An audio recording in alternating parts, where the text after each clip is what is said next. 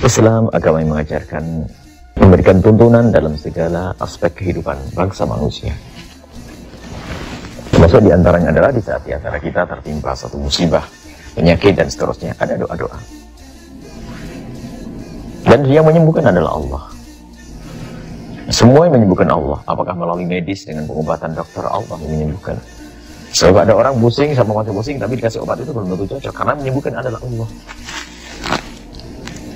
Dan ada cara kesembuhan itu yang namanya doa, yang sering sebut juga dengan istilah ruqyah. Ruqyah ada pada zaman Nabi SAW. Ruqyah diajarkan ruqyah. Ruqyah itu ada suatu ketika dalam hadis riwayat Imam Bukhari Muslim. Rombongan Nabi SAW masuk satu kampung di Arab sana, tapi tidak boleh masuk rombongan Nabi SAW. Kemudian yang ada berada di dalam perkampungan tersebut, ketua sukunya sakit. Karena ketua sukunya sakit, maka keluarlah menemui rombongan bersama Nabi SAW. Kemudian salah satu dari rombongan Nabi, salah satu sahabat Nabi menemui mereka. Ada apa?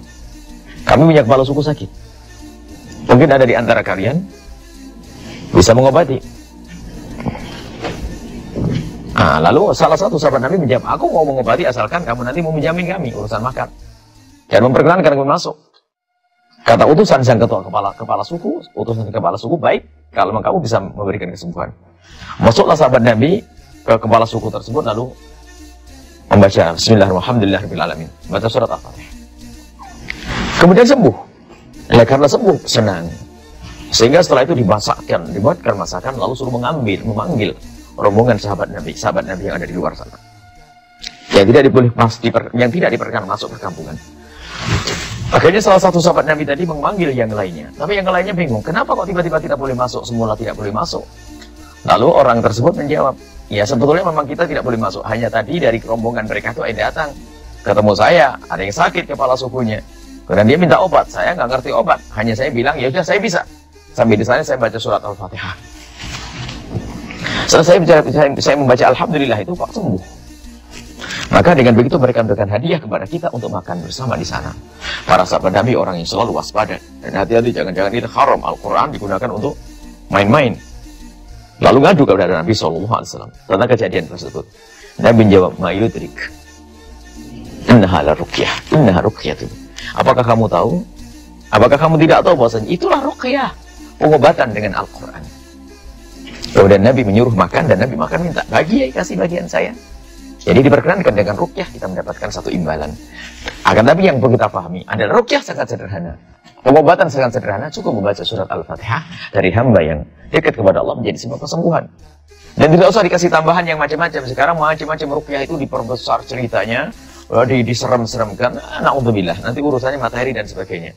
Ada cerita kita dengar ceritakannya di dalam dirimu ada 5.000 jin, 10.000 jin. Ada apa itu bualan semacam itu? Cukup kalau ada orang sakit apa saja, nggak ada sakit jin dan yang lainnya. Baca Fatihah, berkat Fatihah, ikut Nabi SAW, maka kita akan insya Allah bisa menjadi sebab kesembuhan dan sebab kebaikan. Sehingga banyak kita menemukan dari orang-orang soleh cukup mendoakan menjadi sebab kesembuhan. Ya memang tidak jaminan sembuh karena yang menyembuhkan hanya Allah Subhanahu wa Ta'ala. Cukup baca surat Al-Fatihah atau ayat-ayat Al-Quran apa saja.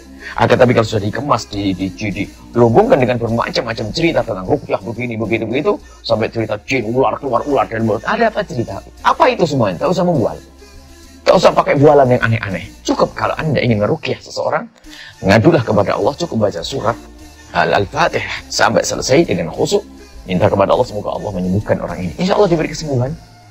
Kalaupun tidak, kita sedang mendapatkan pahala sunnah mengikuti Nabi SAW. Dan keutamaan surat Fatihah luar biasa. Dan surat Fatihah itu sendiri sebab dikabul doa kita. Dalam hadis yang diriwayatkan Imam Muslim, tiba-tiba waktu Nabi duduk, tiba-tiba pintu langit terbuka. Kemudian turun malaikat lalu mengatakan, ya Muhammad abshir bin nuraini, wahai Muhammad bergembiralah dengan dua nur, utitahuma lam yu'ta nabiyyun qablak.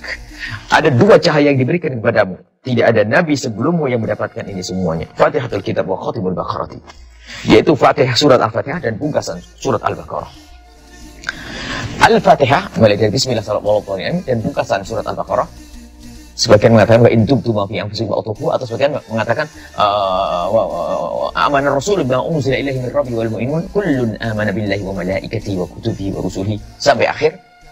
Ini akhir surat Al-Baqarah. Anda lihat surat akhir surat Al-Baqarah. Ma qara'ta harfan minha ila wa tu'ita.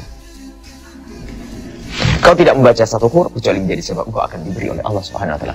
Termasuk kesembuhan tadi. Maka urusan ruqyah sangat sederhana, bacakan surat Al-Fatihah selesai. Bacakan ayat-ayat Al-Qur'an. Tidak usah pakai bumbu-bumbu yang menjadikan orang semakin serem, semakin takut. Di dalam dirimu ada jin 5.000, ada 2.000. Tidak tahu bualan dari mana. Akan tapi orang lebih senang dengan bualan kayak begini. Kalau orang mengeruqyah diam-diam saja cukup bacaan Fatihah, nggak ada yang senang. Tapi kalau sudah, wah di dalam dirimu ada begini-begini, kadang-kadang diajari suudzon, ada sihir, orang nyihir, tetanggamu, familimu, saudaramu. Apa itu semuanya?